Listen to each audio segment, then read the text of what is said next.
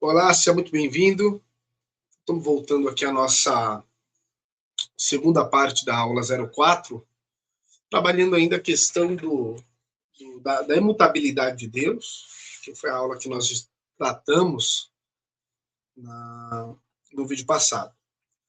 Bom, dando continuidade, nós havíamos parado acerca das objeções mais comuns, né, acerca da imutabilidade. Eita, quase engasguei agora.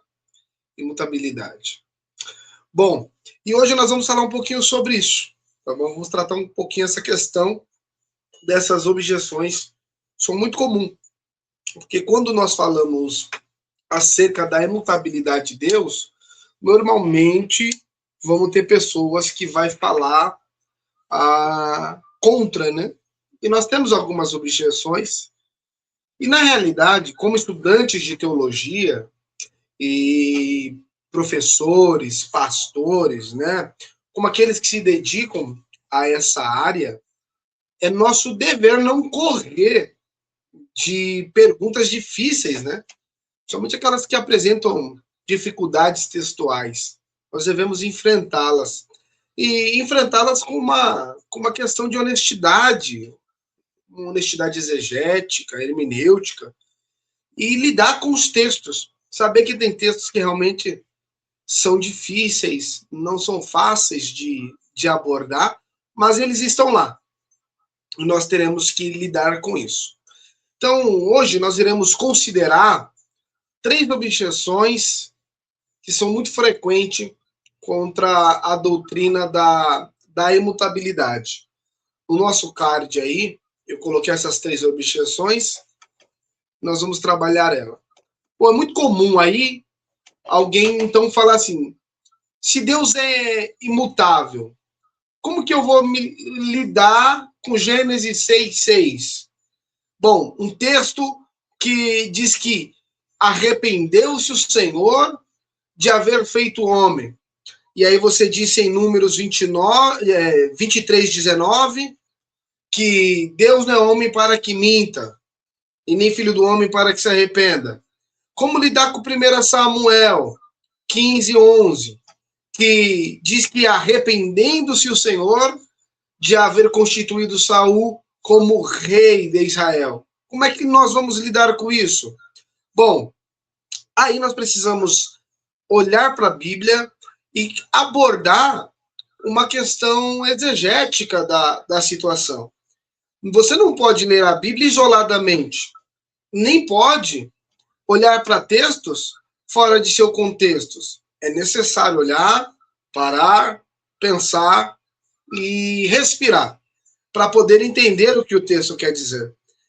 A resposta hermenêutica correta não é escolher um conjunto de texto e descartar os outros, mas é reconhecer, seguindo a analogia da fé, que as escrituras empregam aqui uma linguagem antropopática. O que quer dizer isso?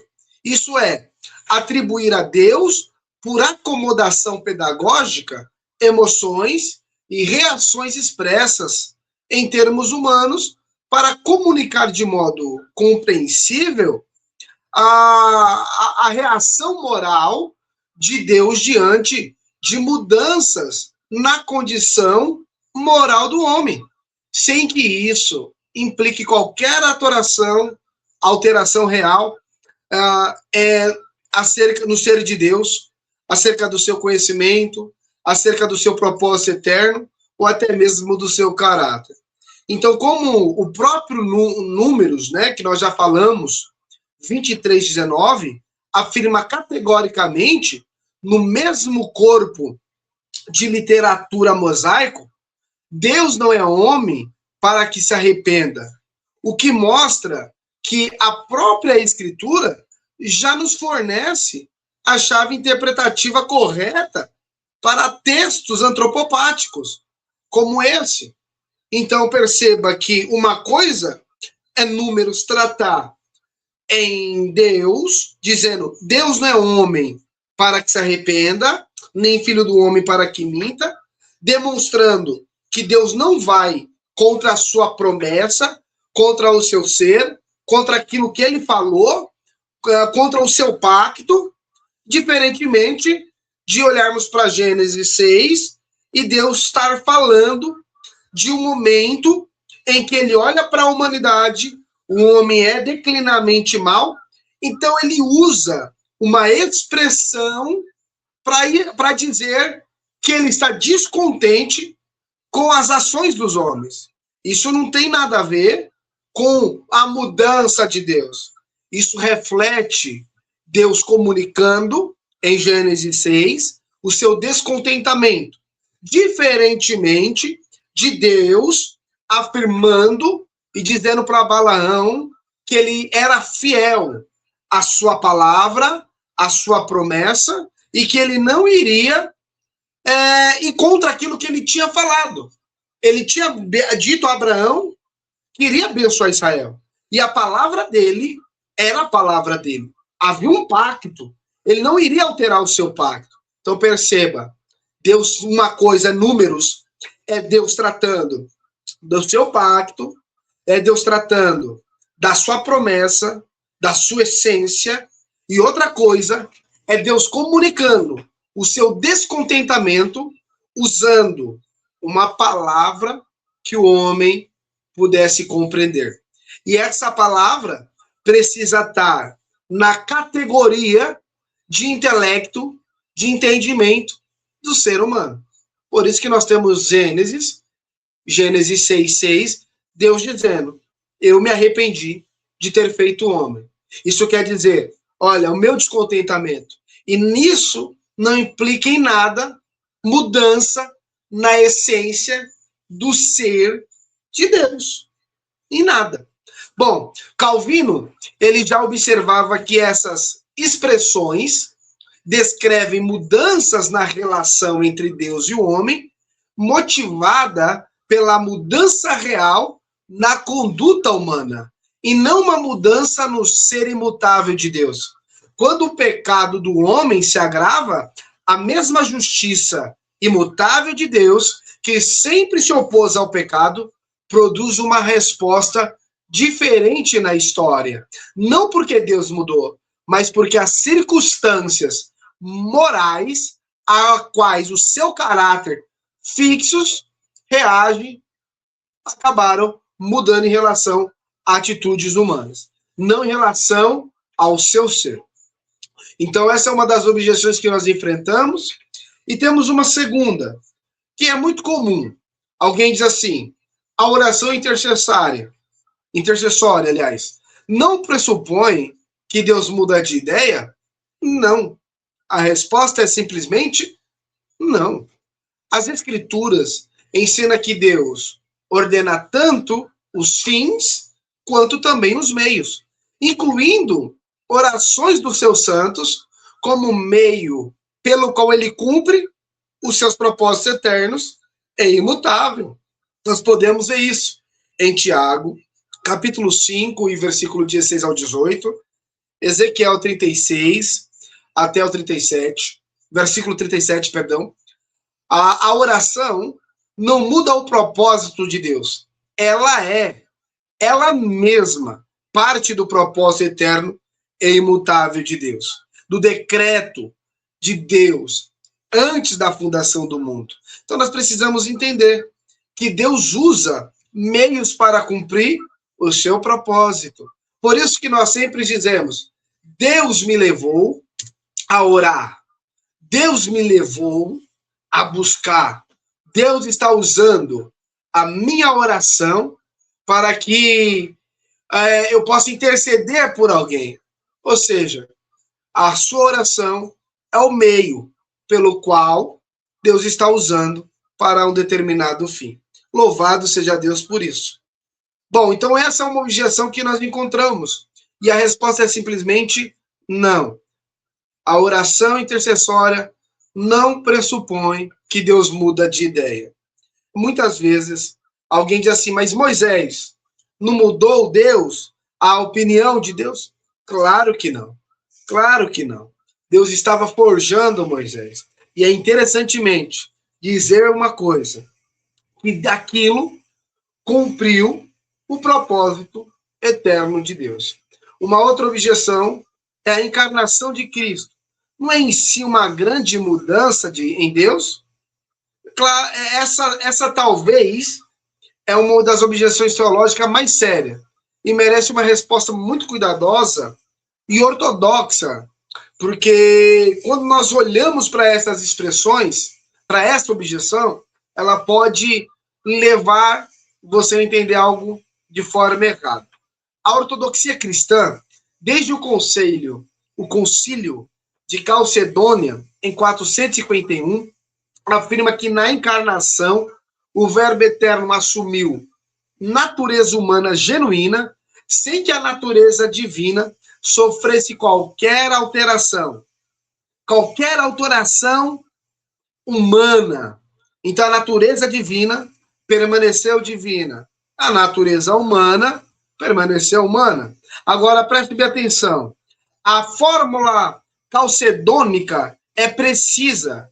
As duas naturezas, divina e humana, unem-se à pessoa do Filho, sem confusão, sem mudança, sem divisão, sem separação. Agora perceba, a própria confissão histórica da Igreja aplica explicitamente o vocabulário da imutabilidade à natureza divina do Filho encarnado. O que mudou na encarnação não foi a essência divina do Filho, mas o modo de sua manifestação.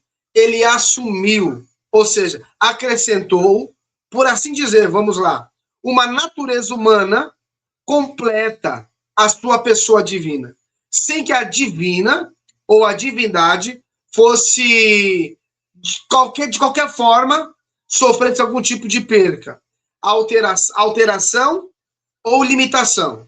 É por isso que a teologia reformada, segundo a tradição calcedônica, fala de uma união hipostática e não de uma transformação da divindade em humanidade. É importante frisarmos isso, porque senão nós começamos a gerar algumas confusões. E é justamente a ausência de se compreender corretamente que algumas pessoas acabam tendo dificuldade. Bom, passando agora às questões das objeções, nós vamos pensar como que essa doutrina da imutabilidade de Deus, ela se aplica de alguma forma a cada um de nós. Então chegamos agora no coração pastoral dessa doutrina. E eu quero que vocês que me ouvem, vocês que estão assistindo essa aula, entendam. Se tudo o que dissermos até aqui acabar ficando apenas no plano da especulação intelectual, ou seja, só ficar apenas na parte teórica, teríamos falhados como teólogo. E como também pastores. A doutrina de Deus existe para que possamos observar a grandeza do nosso Deus e como adorar esse Deus grande. E não apenas para sabermos definirmos termos ou falar bonito. Não, a ideia central não é essa. A ideia central é que deixemos as Escrituras nos mostrar esse Deus, falar conosco e mostrar um Deus imutável. E isso mude a nossa vida. Não seja apenas algo que nós saibamos explicar, mas algo que nós conseguimos viver na prática, confiar em Deus, saber que o nosso Deus é imutável, ele não muda, ele não sofre variações, ele não se arrepende na sua promessa, na sua aliança. Não, ele é Deus, autoexistente, eterno, imutável. E quando nós pensamos nisso, então essa doutrina traz segurança, traz algo para nós, traz algo que mexe com o nosso coração. Porque quando eu penso em um Deus imutável, eu me sinto seguro, eu não tenho medo, porque ele não vai mudar em relação ao que ele prometeu. Então pensa, Se a eleição de Deus procede do seu propósito eterno, como nós podemos ver em Efésios, capítulo 1, versículo 4 e 5. Bom, e se as promessas de Deus ao seu povo em Cristo são tão firmes quanto o propósito ou o próprio caráter de Deus, então a segurança da salvação do crente não repousa sobre a instabilidade dos próprios sentimentos ou desempenhos espiritual. Eu posso crer que Deus me salvou e aquele que me salvou me manterá salvo, mas sobre a rocha inabalável da fidelidade divina. Paulo escreve aos Romanos que nada na criação pode nos separar do amor de Deus em Cristo Jesus. Então preste bem, o porvir não pode, mas não é porque eu posso, é porque Deus é imutável. O frio não pode, a nudez não pode, as potestades não podem, nada pode nos separar do amor de Deus em Cristo Jesus, porque Ele é fiel, não a mim, mas a si mesmo, a sua palavra, ao seu propósito. Isso traz segurança, isso é a razão que traz a garantia, e é precisamente a imutabilidade de Deus que nos faz sentirmos segurança para a salvação. A imutabilidade de Deus, ela ainda nos apresenta um segundo motivo, uma segunda aplicação pastoral que nos leva a crer que o nosso Deus, ele não muda e ele garante, ele nos dá confiabilidade das promessas no momento de nossas provações. Quando a vida ela desmorona, quando você perde um ente querido, ou fica doente, ou chega a um momento de incerteza, não sabe se o amanhã vai ser melhor, a imutabilidade de Deus se torna âncora, uma âncora prática, uma âncora que nos mantém seguro, porque nós sabemos que aquele que prometeu é fiel para cumprir a sua promessa. Então a imutabilidade de Deus se torna uma âncora prática, não apenas um conceito doutrinário, não apenas uma teoria. As promessas que Deus fez há 3.000 anos a Abraão e as promessas que ele fez a mim e a você no dia da nossa conversão continua tão firme no dia de hoje quanto nos dias em que nós a recebemos. Porque quem fez não mudou. Se Deus disse que você é salvo na pessoa de Cristo Jesus, então você permanece salvo. Porque Ele não muda, Ele permanece. Então nós devemos crer nisso. É o que a imutabilidade de Deus ela faz no nosso coração. A imutabilidade traz confiabilidade, que aquele que prometeu é fiel para cumprir. Uma outra questão, a imutabilidade de Deus, ela traz firmeza para nossa adoração. Adoramos verdadeiramente a Deus quando conhecemos como Ele realmente é.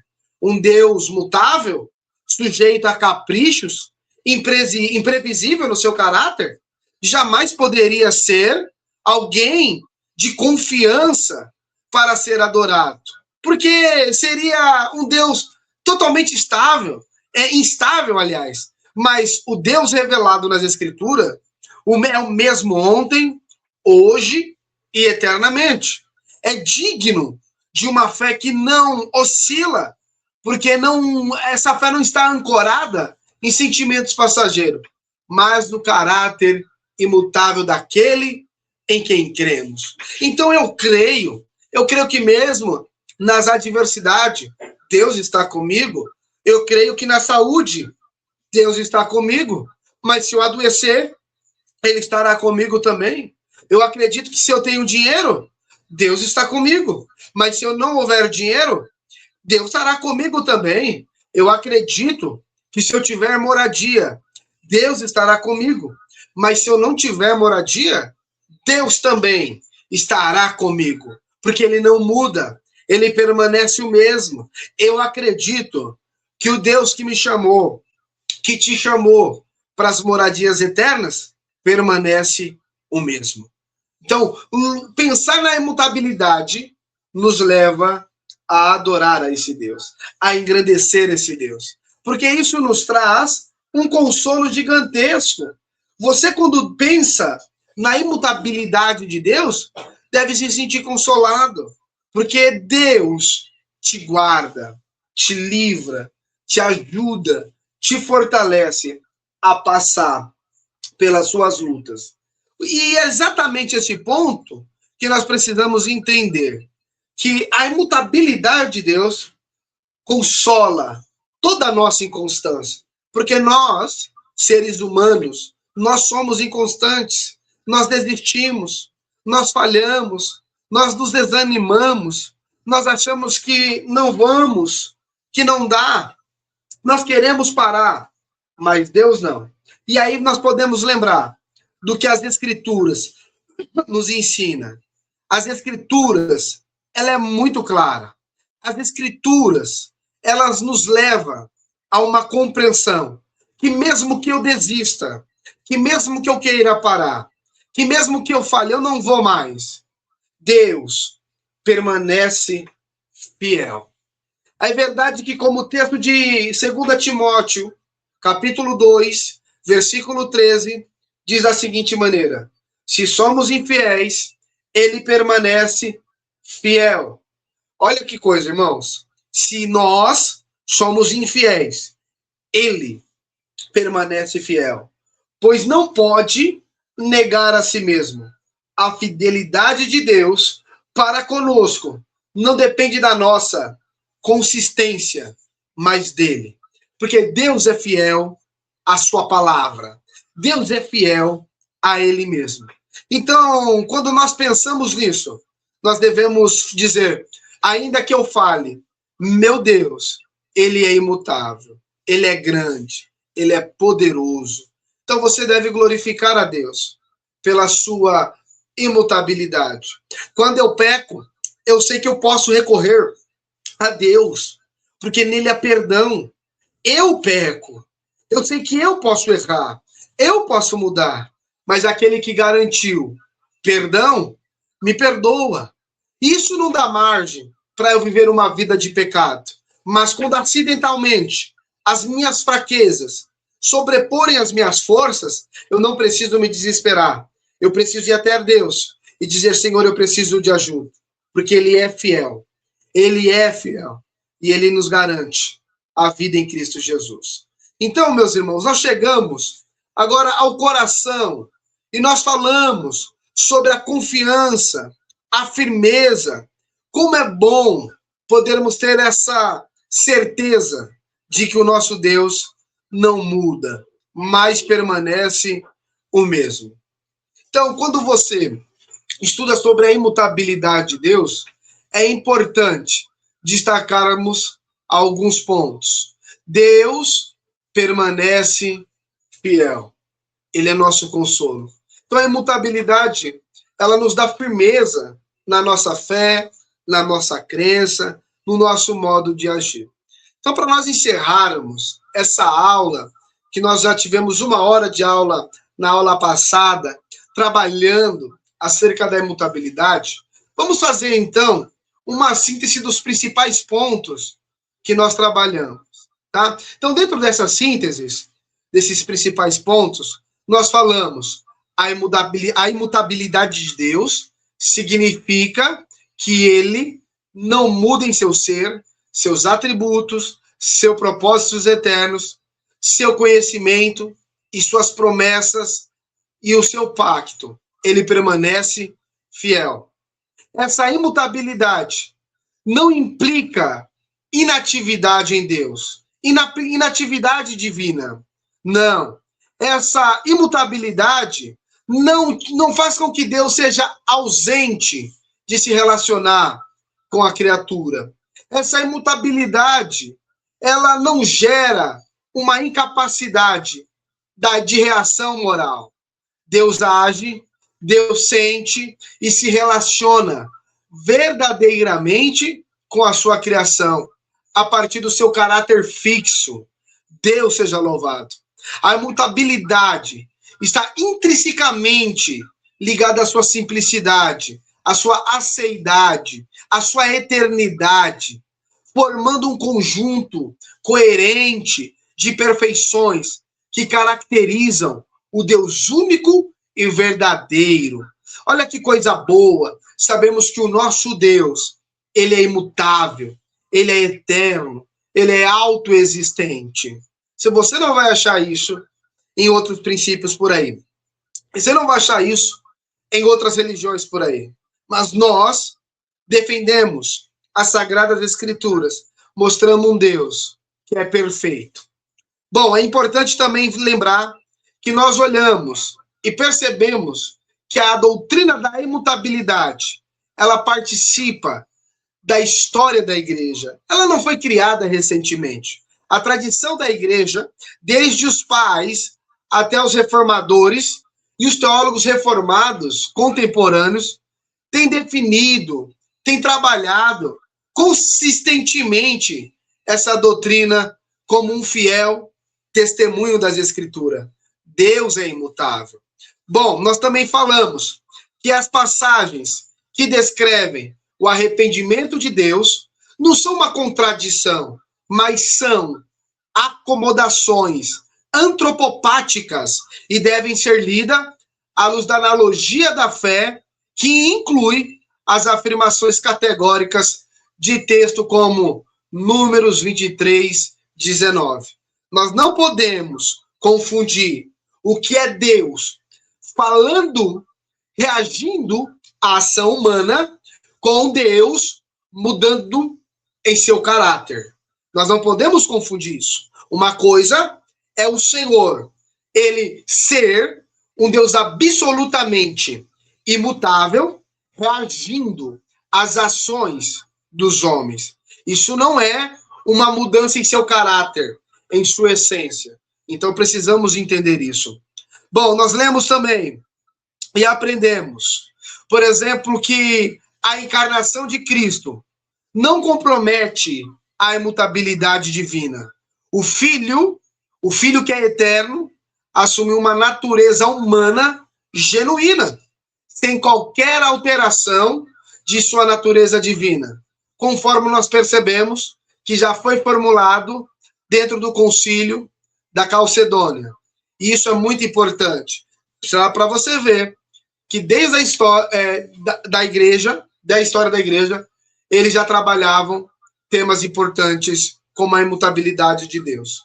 Um outro ponto que nós observamos, a imutabilidade de Deus é, sobretudo, uma doutrina que vai além das perspectivas acadêmicas, mas ela é também pastoral. Por que pastoral?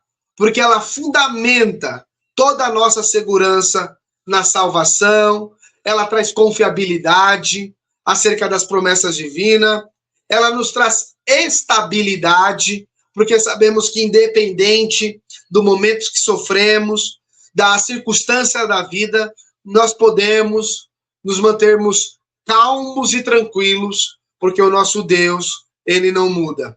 Essa doutrina, ela traz consolo para o crente, em meio às suas próprias fraquezas, porque o nosso Deus não muda, ele permanece o mesmo. O nosso Deus continua o mesmo. Bom, para encerrarmos aqui, voltemos agora para terminar. Lembra no começo da nossa outra aula, nós trouxemos uma imagem, a imagem das pessoas que mudou, daquelas que se tornaram irreconhecíveis com o passar do tempo.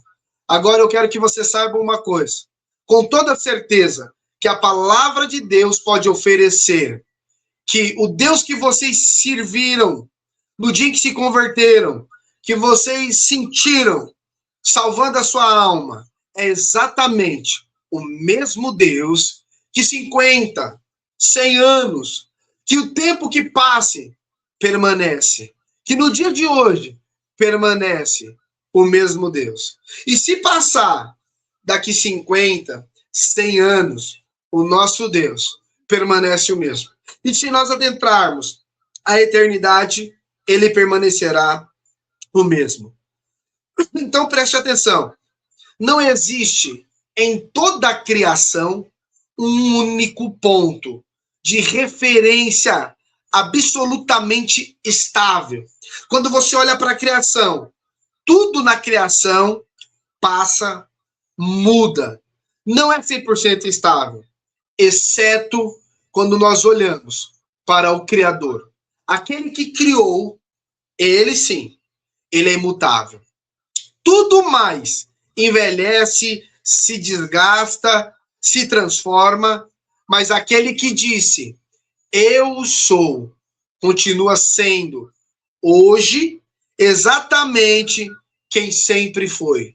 Justo, santo, fiel, misericordioso, imutável em cada uma dessas perfeições. Louvado seja Deus.